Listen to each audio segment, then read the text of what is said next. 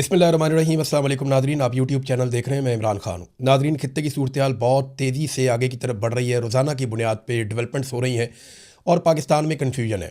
पाकिस्तान की सरकार को कन्फ्यूजन इस बात की है कि पाकिस्तान ने खड़े कहाँ होना है, जाना कहाँ है।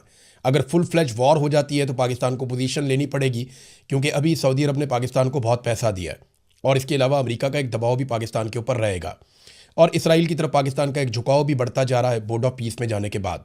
तो पाकिस्तान को पोजीशन लेनी पड़ेगी।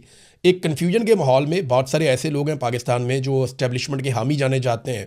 वो वक्तन फ़वक्तन ईरान के ऊपर इल्ज़ामात लगाते हैं। उनका ये कहना है ईरान ने हमारी बेइज्जती करवाई, ईरान ने हमारी नाक नीचे लगवाई, ईरान ने हमारे साथ धोखा किया। इस किस्म के बयानात वो लोग दे रहे हैं। फील्ड मार्शल खुद गए लेकिन ईरान नहीं माना। देखिए, ईरान जंग के दौरान नहीं माना।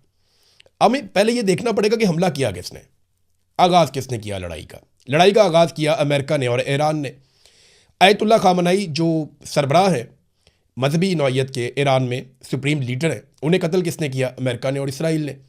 मासूम बच्चियों को पहले ही हमले में कत्ल कर दिया गया, बहुत बड़े पैमाने पे कत्लेआम हुआ। अब ये सारी चीज़ें होने पर ईरान ने सरेंडर नहीं किया। उन्होंने बहुत मार खाई लेकिन सरेंडर नहीं किया, बल्कि वो जवाबी कार्रवाई करते रहे। तो अब वो सिर्फ इसलिए सरेंडर कर दें क्योंकि हम कह रहे हैं कि आप कुछ मुतालबात ज़्यादा तस्लीम कर दें, हालांकि बात बन गई थी। और ये जो बात बन गई थी इसकी गवाही पाकिस्तान के अंदर अब बहुत सारे सहाफ़ी आहिस्ता आहिस्ता देना शुरू हो गए हैं। जो पहले बोलने से डरते थे उन्हें भी अब ज़ुबान लग गई है। और अमेरिकन मीडिया खुद बता रहा है कि ये बात बन गई थी कि ईरान आबनाए हुर्मुज़ को खोल रहा था इस शर्त पे कि अमेरिका नाकाबंदी फौरी तौर पे ख़त्म कर देगा और बाकी चीज़ें मुज़ाकरात में जाकर तय हो जाएंगी। लेकिन डोनाल्ड ट्रंप ने नाकाबंदी को एक ताकत के तौर पर इस्तेमाल किया। इस वक्त अमेरिकी ताकत खित्ते में कहाँ कहाँ जमा हो चुकी है और किस तरीके से वो ईरान को घेरा डाल रहे हैं, इस पे मैं आपको मैप पे लेकर जाऊंगा। यानी हमें एक दफ़ा फिर जाना पड़ेगा मैप पे और चलते हैं मैप पे। जी नादरीन, तो ये है मैप और ये जनाब अमेरिका और ये वो रीजन है जहां लड़ाई चल रही है या जहां पे सारा फड्डा है। ये आपने थोड़ा सा याद रखना है कि समंदर कौन कौन से हैं। सिर्फ ये मैं आपको दिखाने के लिए वर्ल्ड मैप मैंने आपको दिखाया, पूरी दुनिया का नक्शा है ये, सिर्फ ये दिखाने के लिए कि यहां पे समंदर कौन कौन से हैं। इसे कहते हैं पर्शियन सी। ये समंदर जो है ना, ये अरब ममालिक और ईरान के बीच में। ये अरेबियन सी है, ये इंडिया और पाकिस्तान के सामने, ओमान के सामने ये वाला है। इसे गल्फ ऑफ ओमान भी कहते हैं, लेकिन ये इंडियन सी है। और इसके बाद ये वाला जो एरिया है इसको मेडिटेरेनियन सी कहते हैं।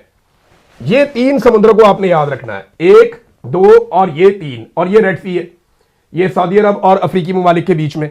रेड सी मैंने आपको पहले बताया हुआ है। ये सिर्फ आप ये नक्शा देख लें, उसके बाद जरा यहां पे आप आ जाएं और आपको जरा क्लियर करके मैं दिखा देता हूं। ये जनाब ईरान है, ये पर्शियन गल्फ है, ये गल्फ ऑफ ओमान है। ये बिल्कुल छोटा सा एरिया है गल्फ ऑफ ओमान। ये आबनाए हुर्मुज़, ये इसके बाद गल्फ ऑफ ओमान। ये वो जगह है जहां से अमेरिका ने ब्लॉकेज लगाया हुआ है पाकिस्तान और ओमान के बीच में। और ये वाला जो समुद्र का बड़ा हिस्सा है, ये अरेबियन सी भी इसको कहते हैं, इंडियन ओशियन भी इसको कहते हैं। तो ये एरिया अलग है। ये रेड सी है, यहां से नीचे से ये आपको बाबे मंदब नजर आ रहा है, यमन के बिल्कुल साथ, अफ्रीका और गल्फ ममालिक के बीच में, खलीजी ममालिक और अफ्रीका के बीच में, यमन और जबूती के किनारे पे ये एक बीच में एक एरिया है जिसको आप कहते हैं, ये मैंने आपको निशान लगा दिया, ये वाला एरिया, इसको आप कहते हैं बाबे मंदब। ये साथ आगे शुरू होता है रेड सी, और ये सारा वो मेडिटेरेनियन सी है जो जाके यूरोपीय ममालिक के साथ लगता है। यूरोपीय ममालिक उस तरफ आते हैं, यहां ऊपर तुर्की है, नीचे मिस्र है, ये शाम है और ये इसराइल है और गजा भी वहीं पे है। अब आ जाए उस फाइनल मैप की तरफ जो सारी हकीकत बता रहा है। ये देखें आप, इस वक्त जो लेटेस्ट सूरत हाल है वो ये है कि अमेरिका के जहाज कहां कहां पहुंच गए और किस किस जगह पे अमेरिका के अड्डे मौजूद है। ये जी अरेबियन सी या इंडियन ओशियन, एक अमेरिकी बहरी जहाजों का जो अड्डा है वो यहां पे है। वो यहां पे इन्होंने बना लिया समंदर के अंदर, और यहां पे इन्होंने अपनी फौजी ताकत इकट्ठी कर ली है अरेबियन सी के अंदर या इंडियन ओशियन के अंदर। और ये ईरान का ये वाला एरिया यहां से इन्होंने कंट्रोल किया। दूसरा, अरब ममालिक को क्रॉस करें तो यहां पे रेड सी आ जाता है, मैंने आपको पहले दिखाया था। एक अमेरिकी बहरी बेड़ा वो ये यहां पे इन्होंने पहुंचा दिया, यहां पे आके खड़ा है। और अब जो अमेरिकी बेड़ा एक और आया पैसिफिक ओशियन से निकल के, वो यहां पहुंच गया। ये इसराइल की बैक साइड पे, यहां पे मेडिटेरेनियन सी के अंदर इनका एक बेड़ा पहुंच गया। तो ये तीन तरफ से इन्होंने ईरान को घेरा डाला इस वक्त तक। अगर लड़ाई हो जाती है और लड़ाई बढ़ जाती है, पाकिस्तान इस वक्त कंफ्यूज है, पाकिस्तान कहां खड़ा होगा। लेकिन पाकिस्तान के अंदर मिलिट्री एस्टेब्लिशमेंट के जो करीबी अकाउंट्स हैं या जो करीबी लोग हैं, वो सोशल मीडिया पे ये बात करना शुरू हो गए कि ईरान ने ज्यादती की है। ये पहले भी कर रहे थे और पहले कुछ मैसेजेस भी मिलिट्री एस्टेब्लिशमेंट के लोगों की जानिब से या डायरेक्ट उनकी जानिब से सहाफियों को भिजवाए गए थे, जिसमें कहा गया था कि ईरान की मजम्मत शुरू करो। तो हमें यह पता है कि जिस वक्त सऊदी अरब दबाव डालेगा, क्योंकि बहुत पैसा दिया सऊदी अरब ने, तो पाकिस्तान को पोजीशन लेनी पड़ेगी। तो ये एक और साइड हो सकती है जहां से कुछ दबाव ईरान के ऊपर बढ़ाया जा सके, लेकिन पाकिस्तान नहीं भी करेगा तो पाकिस्तान को करना पड़ेगा। वजह यह है कि सऊदी अरब और सऊदी अरब का पैसा, अभी हमने यूएई का पैसा वापस किया, सऊदी अरब से लेके वापस किया, यहां से पैसा लिया, यहां पे वापस कर दिया। हमारा इसमें कोई कमाल नहीं है, हमारे ऊपर पैसा उतना ही चढ़ा हुआ है, शायद उससे ज्यादा चढ़ गया है, क्योंकि और कर्जा भी हम लेते चले जा रहे हैं। तो ये इस वक्त सिचुएशन है खित्ते में जहां पे अमेरिका ने अपनी इतनी फौज लाकर इकट्ठी कर दी है कि इस फौज के साथ पूरी एक जंग लड़ी जा सकती है। पहले इस रीजन में अमेरिका ने कभी इतनी ताकत इकट्ठी नहीं की जितनी अब की है। वापस चलते हैं मेन स्टूडियो में। तो नादरीन, आपने देख लिया मैप के जरिए से कि सूरत इस वक्त क्या है और मशरिक़ वस्ता में ईरान को कैसे घेरा पड़ा हुआ है। अब ईरान इस घेरे को कैसे तोड़ता है, उसके पास भी बहुत सारे ऑप्शन हैं, उसके अपने इत्तेहादी हैं, उसका अपना एक तरीकाकार है चीज़ों को डील करने का, और उसके हथियारों की नौइयत भी थोड़ी सी मुख्तलिफ है। डोनाल्ड ट्रंप के लिए एक बड़ा चैलेंज और खड़ा हो गया है। ट्रंप को जंग जारी रखने के लिए कांग्रेस की मंजूरी लेने में एक हफ्ता बाकी है। देखें, जब भी कभी कोई जंग शुरू होती है तो अमेरिकी सदर बगैर इजाज़त के कोई जंग शुरू तो कर सकता है, लेकिन उसके लिए लाजमी है कि वो 60 दिन में कांग्रेस से उसकी इजाज़त ले या उसकी मंजूरी ले। अब कांग्रेस से मंजूरी लेने के लिए बाकी बच गया एक हफ्ता। तो डोनाल्ड ट्रंप को अमेरिकी आइन के तहत ये जो है वो, यानी वॉर पावर रेजोल्यूशन जो है, ये एक अमेरिकी आइन है, कानून है, उसके तहत अमेरिकी सदर को अब ये इजाज़त लेनी पड़ेगी और उसको हमायत दरकार होगी कांग्रेस की। एक हफ्ता बाकी है। डोनाल्ड ट्रंप के नंबर तो ठीक है, लेकिन बहुत थोड़े मार्जिन के साथ।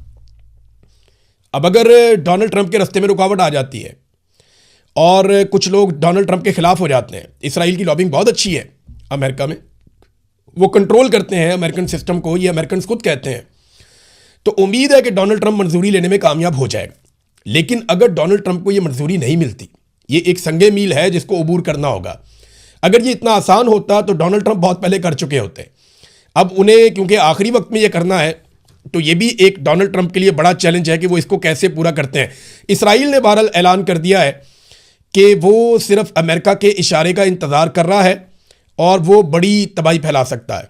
इसराइली वज़ीर दिफा का जो स्टेटमेंट है वो ये है कि अमेरिका की इजाज़त मिलते ही खामनाई के पूरे ख़ानदान को हम ख़त्म कर देंगे। आयतुल्लाह खामनाई किस हालत में है इस वक्त? आयतुल्लाह अली खामनाई तो शहीद हो गए हैं, जो मुज्तबा खामनाई हैं वो किस हालत में है ये मैं आपको बताता हूँ आगे चलकर। लेकिन इसराइल ने एक बार फिर ईरान को संगीन नताइज भुगतने की धमकी देते हुए अपनी अमेरिका के साथ दोस्ती का भी इजहार किया है। उन्होंने कहा जी कि अमेरिका ने अगर हमें कहा, ये वज़ीर दिफा है इसराइल का, उसने कहा कि ईरान के खिलाफ दोबारा जंग शुरू करने के लिए मुकम्मल तौर पर तैयार हो चुके हैं, सिर्फ अमेरिका के ग्रीन सिग्नल का इंतज़ार है। ईरान को तारीकी और पत्थर के दौर में हम धकेल देंगे और आयतुल्लाह मुज्तबा खामनाई के पूरे ख़ानदान को इस मरतबा ख़त्म कर देंगे। हालांकि पहले ही ये ख़ानदान आधा कत्ल हो चुका है, ज़्यादातर लोग इस ख़ानदान के जो मुज्तबा खामनाई से जुड़े हैं वो शहीद हो चुके हैं। बाकी जो लोग बचे हैं उनमें मुज्तबा खामनाई है। उनकी अपनी सूरत हाल क्या है, इस पर मुख्तलिफ मीडिया रिपोर्ट्स आती रहती हैं। जो एक रिपोर्ट मुज्तबा खामनाई की सेहत के हवाले से आई, ये ईरान में से जो रिपोर्ट आई है वो ये बताती है, ईरानी ओहदेदार को कोट किया गया है कि सुप्रीम लीडर शदीद ज़ख्मी है मगर होश में है। कासिदों के ज़रिए से वो पैगाम रसानी भी उनकी जारी है। ये ईरानी मीडिया को या ईरानी ओहदेदार को कोट किया गया है और अमरीकी इदारे में कोट किया गया है। अमरीकी अखबार न्यूयॉर्क टाइम ने दावा किया है कि ईरानी सुप्रीम लीडर ज़हनी तौर पे पूरी तरह मुतहर्रिक हैं और मजबूत हैं और बाखबर हैं, लेकिन मुल्क के अहम फैसले अमनन पासदारान इनकलाब के आला कमांडरों के एक ग्रुप के ज़रिए किए जा रहे हैं। हाँ, ये है कि वो अपनी पैगामात जो है वो पहुँचाते रहते हैं। वो एक बड़ी महफूज जगह पर मौजूद हैं। जो फ़िज़ाई हमला किया गया था उसमें वो शदीद ज़ख्मी हो गए थे और अभी तक वो तिब्बी टीम की निगरानी में हैं। ईरान के सीनियर ओहदेदार ने बताया कि सुप्रीम लीडर मुज्तबा खामनाई शदीद ज़ख्मी हैं मगर होश में हैं। उन तक पैगामात हाथ से लिख कर जा रहे हैं और वापस वहीं से तहरीरी तौर पे उनके जवाबात भी आ रहे हैं। ईरानी सीनियर ओहदेदार ने कहा कि इसराइली या अमरीकी निगरानी से बचने के लिए आला हुक्काम सुप्रीम लीडर मुज्तबा खामनाई के करीब नहीं जा रहे और पैगाम रसानी के लिए गैर रवायती मगर महफूज तरीके इस्तेमाल किए जा रहे हैं। ये सदियों पुराना तरीका है कि हाथ से ख़त लिख कर भेज दो और वहीं से ख़त वापस आ जाए। अच्छा, अब उनकी सेहत के बारे में ये बताया जाता है कि उनके ऊपर जो अटैक हुआ उसमें उनकी एक टांग के 3 सर्जरीज उनकी हो चुकी हैं मुबैना तौर पे इसलिए कह रहा हूँ कि ये अमेरिकन मीडिया रिपोर्ट कर रहा है, ईरानी सोर्सेज से रिपोर्ट कर रहा है, तो इसलिए मैं आपको कह रहा हूँ मुबैना तौर पे कि 3 मरतबा उनकी टांग की सर्जरी हुई है और इस बात का खदशा है कि शायद उनको जो है वो नकली टांग लगानी पड़े, लेकिन बार बार उनकी सर्जरीज की जा रही हैं। उनका हाथ जो शदीद ज़ख्मी था वो अब बेहतर हो चुका है इस रिपोर्ट के मुताबिक। उनके चेहरे पे जो ज़ख्म आए थे उनका भी इलाज जारी है और ये उम्मीद की जा रही है कि आयतुल्लाह मुज्तबा खामनाई को शायद जो है वो आने वाले वक्त में उन्हें कोई सर्जरी भी देनी पड़े, प्लास्टिक सर्जरी वगैरह कोई ऐसा काम करना पड़े। बहरहाल उनका अपना एक स्टेटमेंट भी आया है, मुज्तबा खामनाई का एक स्टेटमेंट जारी भी किया गया है और वो जो स्टेटमेंट है वो क्या कह रहा है, हम वतनों के दरमियान पैदा होने वाले गैर मामूली इत्तेहाद की बदौलत दुश्मन की सफ़ों में दरार पड़ गई है। इस नेमत के अमली शुक्राने के साथ ये हमांगी मज़ीद अजीम और फौलादी बन गई है और दुश्मन मज़ीद बदहाल और कमज़ोर होंगे। दुश्मन की मीडिया कार्रवाइयाँ लोगों के जहनों और नफ्सियात को निशाना बनाकर कौमी इत्तेहाद और सलामती को नुकसान पहुँचाने का इरादा रखती हैं। दुआ है कि हमारी गफलत इस नापाक इरादे को पाया तकमील तक ना पहुँचने दे, यानी हम कोई ऐसी गफलत ना करें जिससे दुश्मनों का इरादा कामयाब हो जाए। तो ये आयतुल्लाह मुज्तबा खामनाई का एक ईरानी कौम के नाम पैगाम आया। डोनाल्ड ट्रंप से कुछ सवालात भी किए गए मीडिया की जानिब से। एक सवाल उनसे ये पूछा गया कि क्या आप ईरान के खिलाफ एटमी हथियार इस्तेमाल करेंगे। हालांकि इससे पहले खबर आ चुकी है कि डोनाल्ड ट्रंप ने एक मौके पर एटमी कोड्स मांगे थे, इसकी तस्दीक तो नहीं हुई, लेकिन ये दावा किया गया अमेरिका में कि एटमी कोड्स उन्होंने मांगे तो उनको इनकार कर दिया गया। लेकिन ट्रंप ने कहा यह अहमकाना सवाल है, बिल्कुल मैं ऐसा नहीं करूँगा, रवायती हथियारों से हमने ईरान को तबाह कर दिया है तो हमें दूसरे हथियारों की ज़रूरत नहीं है। ये डोनाल्ड ट्रंप ने स्टेटमेंट दिया। फिर डोनाल्ड ट्रंप ने एक और बात की है, उनसे सवाल किया गया कि आप कब तक ईरान का इंतज़ार कर सकते हैं, कितनी देर आप ईरान के जवाब का या मुआहदे का इंतज़ार करेंगे। तो डोनाल्ड ट्रंप ने कहा जनाब हमारे पास तो बहुत वक्त है, वक्त तो ईरान के पास नहीं है। फिर उसने कहा मुझे कोई जल्दी भी नहीं है। फिर डोनाल्ड ट्रंप ने कहा जी कि वियतनाम की लड़ाई 18 साल चलती रही है, इराक की लड़ाई का उन्होंने हवाला दिया, उन्होंने बहुत सारी और लड़ाइयों का हवाला दिया, कोई लड़ाई 7 साल चली, कोई 14 साल चली, कोई 18 साल चली, तो अभी तो 6 हफ्ते हुए हैं और मुझे कोई जल्दी नहीं है।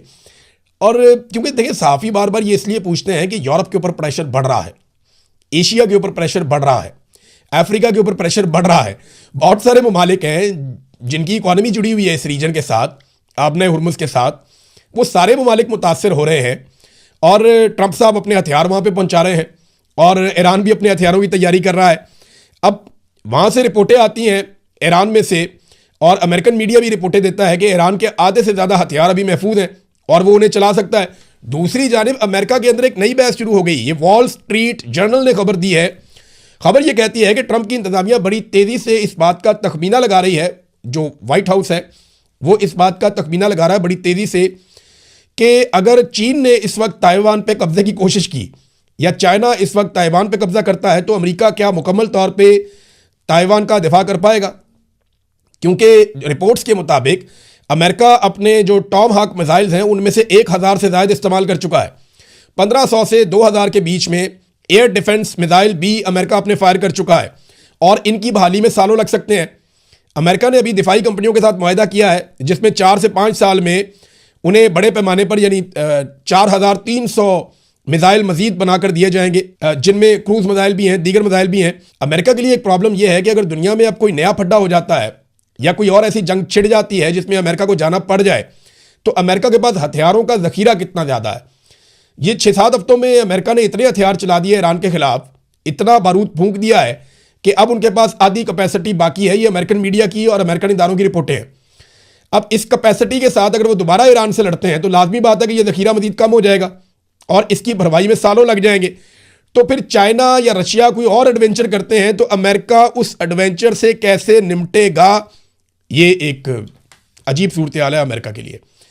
प्रोपेगेंडा वॉर नादरीन साथ साथ जारी है और कालीबाफ का इस्तीफ़ा छाप दिया गया, यानी ये दावा किया गया अमेरिकी मीडिया में, इसराइली मीडिया में कि कालीबाफ ने, जो ईरानी स्पीकर हैं और मुज़ाकराती कमेटी के हेड हैं, ये दावा किया गया कि उन्होंने इस्तीफ़ा दे दिया है और वो मुज़ाकराती कमेटी के हेड नहीं है। लेकिन बाद में ईरान से इसके ऊपर तरदीद भी आ गई। ईरान ने यह भी कहा कि हमारे आपस में अंदरूनी तौर पे किसी किस्म के कोई इख्तलाफात नहीं है। ये इख्तलाफात अमेरिका में हैं लेकिन हमारे अंदर कोई इख्तलाफात नहीं है और ऐसे मौके पर ही इख्तलाफात के हवाले से आयतुल्लाह मुज्तबा खामनाई का भी एक स्टेटमेंट आ गया जो मैंने आपको पढ़ के सुना दिया। डोनाल्ड ट्रंप ने एक ऑर्डर दिया है जहां से ये लड़ाई दोबारा ट्रिगर हो सकती है। ये ऑर्डर क्या है? डोनाल्ड ट्रंप ने वो कश्तियां तबाह करने का हुक्म दे दिया। अच्छा, कश्तियां जब मैं आपको कहता हूं तो ये ऐसा नहीं है कि छोटी छोटी चप्पुओं वाली कश्तियां हैं, ये अच्छे खासे क्रूज हैं, बड़े जहाज हैं। तो डोनाल्ड ट्रंप ने कहा जनाब कि वो जहाज या कश्तियां तबाह कर दिए जाएं जो आपने हुरमत में बारूदी सुरंगें बिछा रहे हैं। अब बारूदी सुरंगें बिछाने के नाम के ऊपर आप किसी भी जहाज को जब निशाना बनाएंगे तो लड़ाई ट्रिगर कर जाएगी, लड़ाई बढ़ जाएगी। और ये अब ऐसा लगता है कि लड़ाई दोबारा शुरू होने की जो वजह बनेगा वो आबना हुरमुज़ ही बनेगा। और मैं आपको पहले ही मैप दिखा चुका हूं कि अमेरिका ने किस तरीके से इस पूरे रीजन को कब्जे में लिया है। और मैंने आपको ये सिचुएशन भी बता दी है कि पाकिस्तान का रोल कैसे इंपॉर्टेंट हो सकता है इन केस कि पाकिस्तान को सऊदी अरब के साथ किया हुआ अपना मुआहदा पूरा करना पड़ जाए। नाज़रीन, अब पाकिस्तान के अंदर क्योंकि पाकिस्तान की बात हुई है तो ज़रा यहाँ पे भी आ जाते हैं। हालात ये पैदा हो गए हैं कि पाकिस्तान पेट्रोल के बाद अब दुनिया का ऐसा मुल्क बन गया जो बिजली भी सबसे महंगी बेच रहा है। यहाँ पे शाकिर एवान साहब ने कमाल तरीके से एक्सपोज किया है मौजूदा हुकूमत को, सबसे शानदार काम कर रहे हैं, बल्कि लोग उन्हें अपने बिल भिजवा रहे हैं, पुराने भी नए भी, और वो तकाबली जायज़ा कर करके लगाए जा रहे हैं। यहाँ पे शाकिर एवान साहब ने एक बिल शेयर किया और मैं एक बात याद रखिएगा, इमरान खान साहब की हुकूमत आ जाए और इस तरह का बिल आ जाए तो आपने मुझे नहीं कहना कि भाई अब तुम ये बात क्यों नहीं करते। मैं इसलिए ये बात कर रहा हूं कि ये किया कराया नवाज शरीफ का है। ये नवाज शरीफ ने, शहबाज शरीफ ने और पीपल्स पार्टी ने मिलकर आईपीपीज लेकर आए। एक भी आईपीपी का मुआहदा इमरान खान के दौर में नहीं हुआ। ये सारा काम डिक्टेटर मुशर्रफ के दौर में और पीपल्स पार्टी और पीएमएलएन के दौर में हुआ। और इसमें जो सबसे बड़ा किरदार अदा किया, यानी अगर आप देखेंगे 70-80% किसी का किरदार है तो वो शरीफ खानदान का है, जो ये मंसूबे लेकर आए, जिन्होंने ये लगाए। अब कमीशने खा गए, क्या किया, किसकी जेब में पैसा जा रहा है किसी को कुछ पता नहीं है। हत्ता कि इस हुकूमत ने यह भी कर दिया कि सूरज की रोशनी पर टैक्स लगा दिया। अगर आप सोलर के साथ बिजली बनाएंगे, देखिए जिस मुल्क में आप बिजली मुहैया नहीं कर सकते, या तो हुकूमत आवाम को पूरी बिजली दे रही हो ना, हम पूरी और सस्ती बिजली दे रहे हैं, इसके अलावा अगर कोई अपनी बिजली पैदा करना चाहता है तो हमें टैक्स देगा, फिर तो बात समझ आती है। आप ना बिजली सस्ती दे रहे हैं, ना आप बिजली पूरी दे रहे हैं, बल्कि आप लोड शेडिंग कर रहे हैं। अब लोग अगर अपने आप को जिंदा रखने के लिए, अपने सर्वाइवल के लिए सोलर लगाते हैं, वो खरीदते भी खुद हैं, उसकी मजदूरी भी खुद देते हैं, अपनी छत के ऊपर लगाते हैं, अपनी प्रॉपर्टी के ऊपर लगाते हैं, जो चीज़ खरीदते हैं उसके ऊपर भी टैक्स देते हैं, और जो मजदूरी देते हैं उसके ऊपर भी टैक्स देते हैं। जब वो लग जाता है तो